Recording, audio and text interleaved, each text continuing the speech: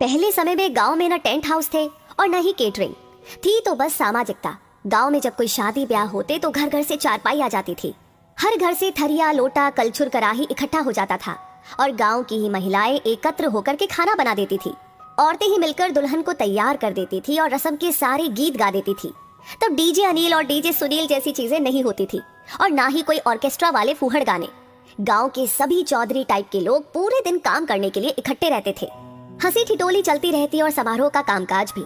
शादी ब्याह में गांव के लोग बारातियों के खाने से पहले खाना नहीं खाते थे, क्योंकि ये घरातियों की इज्जत का सवाल होता था। गांव की महिलाएं गीत गाती जाती और अपना काम करती रहती। सच कहूं तो उस समय गांव में सामाजिकता के साथ समरसता होती थी। खाना परसने के लिए गांव के लड़कों का गैंग समय पर इज्जत संभाल लेते थे। कोई बड़े घर की शादी होती तो टेप बजा देते, जिसमें एक कॉमन गाना बजता था, मैं सेहरा बांध के आऊंगा मेरा वादा है। और दूल्हे राजा भी उस दिन खुद को किसी युवराज से कम न समझते। दूल्हे के आसपास नाव हमेशा रहता।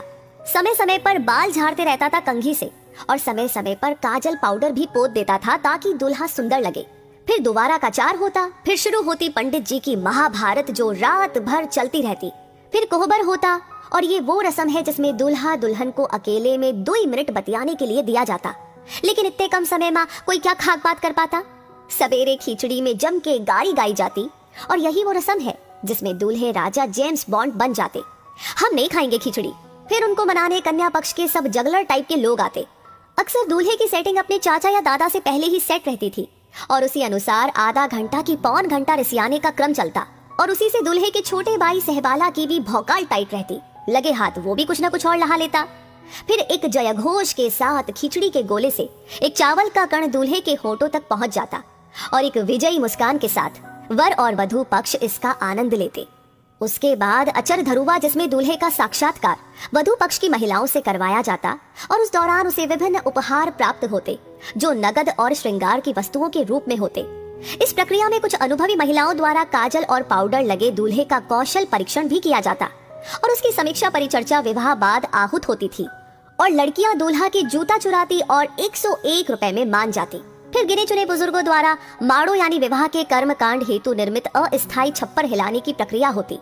वहां हम लोगों के बचपने का सबसे महत्वपूर्ण आनंद उसमें लगे लकड़ी के शुंगों यानी कि तोता को उखाड़कर प्राप्त होता था। और विदाई के समय नकद नारायण कड़ी कड़ी 10 रुपए की नोट, जो कहीं 20 रुपए तक होती थी, वो स्वर्गिक अनुभूति होती कि कह नहीं सकते। हालांकि विवाह में प्राप्त नगद नारायण माताजी द्वारा 8 आने से बदल दिया जाता था। आज की पीढ़ी उस वास्तविक आनंद से वंचित हो चुकी है जो आनंद विवाह का हम लोगों ने प्राप्त किया है। लोग बदलते जा रहे हैं, परंपरा भी बदलती चली जा रही है। आगे चलकर ये सब देखने को मिलेगा कि नहीं, वो विधाता जाने। लेकिन जो मजा उस समय में रहा, वो मजा अब धीरे धीरे विलुप्त हो रहा है।